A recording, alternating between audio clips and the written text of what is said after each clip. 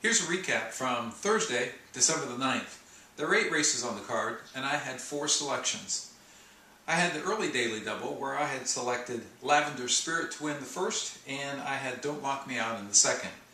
Lavender Spirit looked to be much the best, as it was the first time in for a non-winners of 2 lifetime tag, and all she had to do is run down the Pia's Angel. If you look at Pia's Angel's past performances, you'll notice how often she's on a clear lead, and then she falters in the stretch.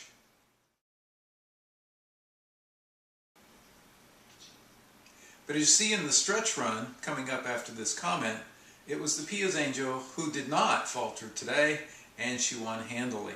I was a very disappointing fifth. Pia Angel going very well on the outside, and she gets a lead as they come to the top of the lane. The Pia Angel now getting away from Key Wonder. Proud Trippy is trying to get out to that one. It was Don't Lock Me Out, moving well on the outside, came down to a photo finish. Stretch, certifiably royal outside of Straight No Chaser. Tarzanito battling back on the inside, and My Pocket Ace trying to come on through. He couldn't get through. Don't Lock Me Out on the far outside is closing. Then this one's for Elmo. Even Brad's Kitten rolling in from far back, and he's the one doing best of all. Don't Lock Me Out, Brad's Kitten. This one's for Elmo down to the line. Don't Lock Me Out or Brad's Kitten.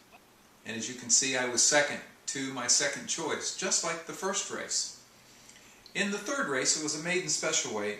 My selection was an upset pick, Telemberto. Telemberto had raced on quick pace calls up to this point, and I thought if he ran anything like that, he'd be long gone on the lead. Telemberto's got to hold off MacArthur Causeway inside the final furlong, and Telemberto on the wrong lead, but he's still got plenty left, and he's getting away from MacArthur Causeway. Telemberto out to a 3.5 length lead. MacArthur Causeway clearly second best again. It's Telemberto. Telemberto beat MacArthur Causeway. As you can see, he was long gone on the lead, and he was at 5-1, paid $12.20. That was nice. I passed the fourth, my top selection won, paid $3.60. I passed the fifth, where I ran third with non-investment. Then in the sixth was my last bet of the day. My selection was Family Holiday. It was a 5.5 furlong on the turf. I was worried it might come off, but it did not. It stayed on the turf.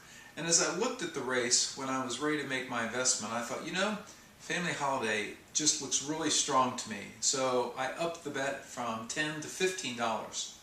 Family Holiday broke right on top, and then inside Citizens Arrest right alongside, and they straighten away together as they come down toward the final furlong. Stuck in Traffic runs along in third. Then we come back to Deputy Dance, but they're into mid-stretch. Family Holiday forging to a slight lead. Citizens Arrest trying to stick with them. Big late run from Took It from him down the grandstand side. Family Holiday holding on, and paid a nice $7 with 15 to win. So I was a handy winner on the day.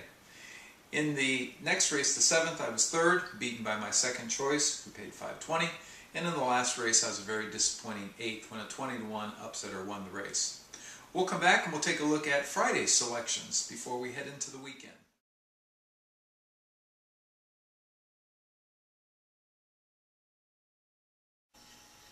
Here are the selections for Friday, December the 10th.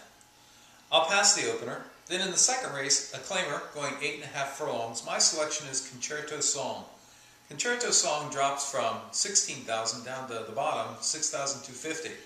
You got to ask yourself why. Well, he's won 3 races at this distance. All of them went on a clear lead, and all of them desperate to hold on at the end. In fact, all 3 of them were photo finishes where he won by a neck. I think he gets loose on the lead today, and he wires the field. So that in the second, I'll take Concerto Song. In the third race, it's a maiden claimer scheduled to go 8.5 furlongs on the turf. My selection is Elusive Laura. May fool the bettors today because she's never been on the grass, and it appears as though she may be stepping up in class. But if you know anything about the Calder purse structure, the turf races always carry a higher purse level and a higher tag level. So she may actually be dropping in class today. She's got good numbers to run well on the turf.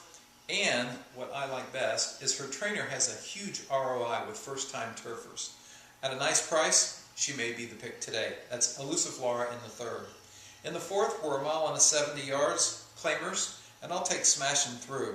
Smashin' Through appears to be one of many that want the front end, but what many handicappers may miss is that while he was running for the same tag in his last couple, it was a starter allowance, not a claimer, and those are typically much tougher races. I think he gets the lead first, The other front runners let him go. That'd be a dangerous thing to do. I'll double the investment on smashing through in the 4th. I'll pass the 5th and the 6th. In the 7th, we're going 6.5 furlongs for a tag. My selection is Mighty Score. Mighty Score has run back-to-back races, earning Beyer speed figures in the upper 70s against Open Company. Today he drops into a condition claimer event. He looks to be much the best today. Mighty Score in the 7th. In the 8th race, we're back on the turf, 8.5 furlongs and an allowance company. My top selection at double the investment is And I Like It Too. And I Like It Too ran a good closing third in the Appleton Stakes in his last start. Today he drops down into non-winners 1 allowance company. There's speed to set up his late run. I like it too. And that's who I like. And I like it too. In the 8th race today, double the investment. The 9th race is an optional claimer, going 8 furlongs. And my selection here is Bimini. I'll triple the investment on Bimini. It's one of my favorite angles. No speed in the race. He is the lone front runner. He's coming off a mile win at Parks Racecourse in Philadelphia. If he takes to the Calder surface, he'll be loose on the front end, and he is long gone. Dangerous today. Bimini in the 9th. In the conclusion of today's card is today's best bet of the day. It's a maiden special rate going 6.5 furlongs, and my selection is Value Added Tax. Value Added Tax has run back-to-back 70 speed figures. That buries anything in this field. The only horse that comes close to him is my 3rd pick, V's Accolade, and that's because V's Accolade was beaten by Value Added Tax in his last. Unless one of the first-time starters is really special, which looking at the statistics and the workouts, that doesn't appear to be the case, or if Value Added Tax has a case of seconditis, as he's run second 4 times. If those are the case, he's got a problem. Otherwise, he's today's best. So today's best bet is the 10th race. I'll take Values Added Tax, $20 to win. We'll come back tomorrow, see what the results were like, and we'll take a look at the Saturday card, which features the Grade 3 Fred Hooper.